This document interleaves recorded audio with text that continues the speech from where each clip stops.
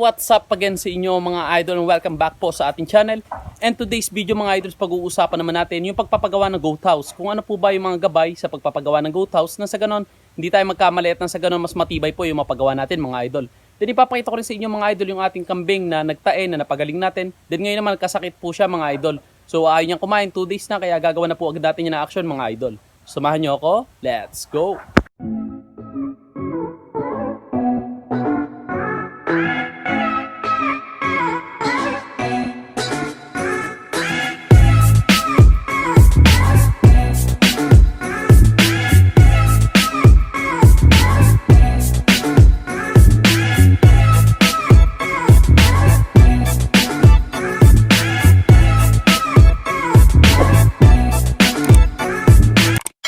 So eto nga mga idol, so pinasimulan na po natin yung ating goat house na ipinapagawa mga idol. So eto yung ating goat house sa pinagawa. So kung napansin nyo is napakataas nito mga idol. So pinasadya natin yan kasi ang purpose itong nasa ilalim na yan, so kinakailangan mataas dahil parang sa ganun hindi tayo mahirapan maglinis mga idol. So ngayon hindi tayo mahihirapang maglinis ng mga tae nila sa baba dahil nga mataas itong flooring nila. So hindi ayun yung kagandahan ng mga idol. So ayun yung purpose. Then ang isa pa, malaking bagay ito yung gantong kataas dahil hindi nila basa-basa maamoy yung mga tae nila doon sa baba at saka yung ihi na hindi makaka-apekto sa health nila mga idol. Kasi pagka yung sobrang baba ng flooring mo, so naaamoy nila yung mga ihi tae nila. So ang tendency, nagkakasipon sila, nagkakasakit. Pero kung mataas yan, hindi nila basa-basa maamoy yan mga idol. So yun ang kagandahan na mataas yung flooring na ating papagawa. So kinakailangan, yung mga paang yan, lalagyan natin ng used oil na sa ganon hindi po siya akitin ng anay or hindi po mabukbok mga idol or hindi mabulok. So yun ang gagawin natin. Maglalagay tayo dyan ng mga used oil o yung sulignum na sa ganon mas maging matibay at sa ganon hindi po sila dapuan ng mga anay or yung mga bukbok na sumisira po sa kulungan mga idol. So yun yung flooring. Makakapal yan mga idol, makakapal na kawayan yung ating gamit.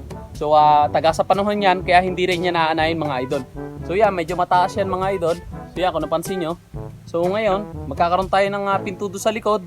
So yan, may pinto. So nasa 10 na pitak yan mga idol. Then doon yung pinto sa dulo. So dito yung mga pake na natin sa unahan. Then magpapagawa naman tayo dito mga idol ng tungtungan natin na para magsisilbing tulay. Na sa ganun, hindi tayo mahirapan maglagay ng pagkain dahil medyo mataas nga mga idol. So bukas i-update ko kayo mga idol doon sa mga susunod na mangyayari na ipapagawa natin dito sa ating goat house. Sa ganun, makita nyo yung unti-unting progress ng pagpapagawa po natin ng goat house.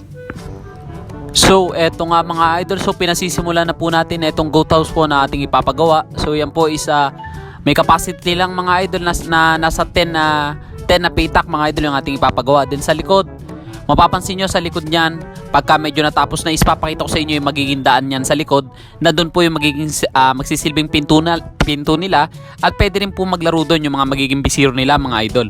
Then yung magiging daan naman natin dyan mga idol is dito po sa kaliwang bahagi, dito sa may dulo. So dito yung magiging daan natin, magkakaroon po tayo dyan ng hagdan. And papagawan din po natin yan na hagdan dyan sa pinakaunahan na doon po yung magsisilbing tapakan natin pag maglalagay tayo ng kumpay mga idol. So yung magiging pakinan yan mga idol is dyan po sa pinakaunahan. Then yan, nire-ready lang muna nila mga idol yung mga pamakuan. So ayun naman talaga yung laging inuuna. So yan, isineset na nila. Na sa ganon, sunod namin gagawin mga idol dyan is lalagyan natin ng flooring. So yan, inuunti-unti na nilang ikabit yung mga pamakuan natin. Na sa ganon, mas mapatibay po natin mga idol. Then ayan namang yung flooring yan is tinaasan talaga natin.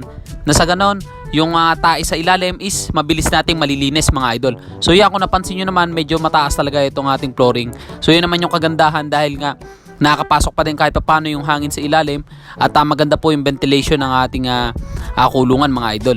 So yan, baka maglagay rin tayo ng pinakadaan dito sa kabila. So magkabilang dulo meron. Then yung mga pinto nga is doon na sa pinakalikod.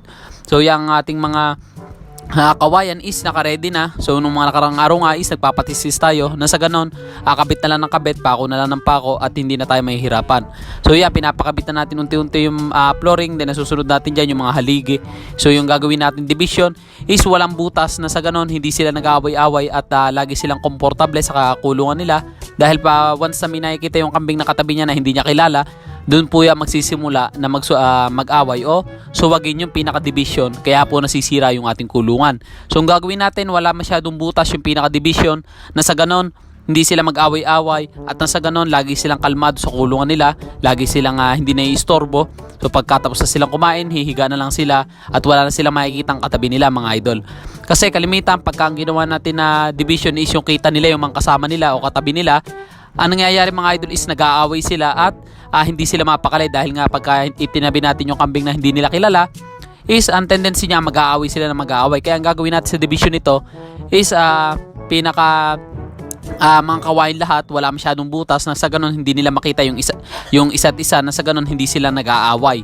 So yan, etong mga gagawin natin dito sa ilalim ng kulungan nila, lalagyan natin ng sulignum na may used oil, na sa ganun hindi po gapangin ng mga anay or hindi bukbukin, na sa ganun mas mapatibay din natin mga idol. So yan, kung napapansin nyo, yung plug na yon is yun kasi yung pinaka plug ng ating mga kalapati mga idol, palatandaan yon.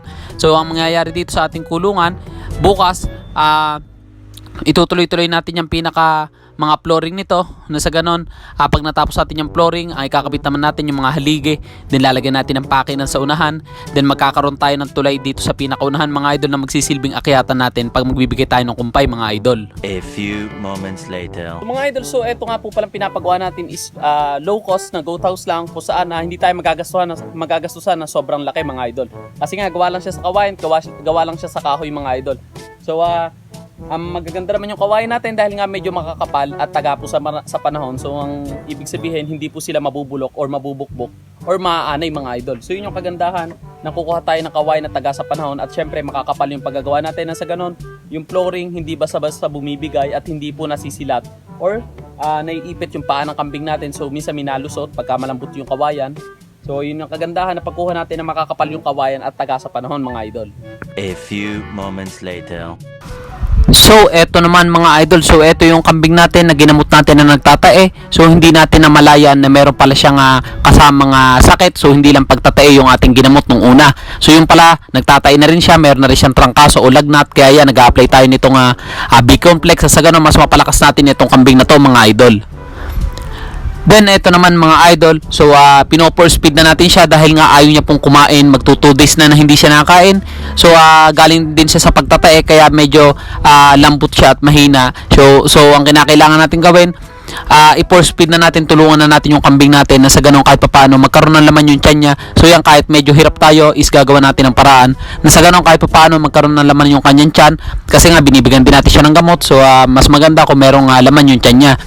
So anong nangyari, ina-apply natin tong pinapakain natin ng konting feeds. So nangyayari nga, pino-4 speed na natin. Then yung painom niya may halong dextrose powder dahil nga galing siya sa pagtatae para hindi na rin siya ma-dehydrate dahil marami siyang nilabas sa tae kaya lambot na lambot siya.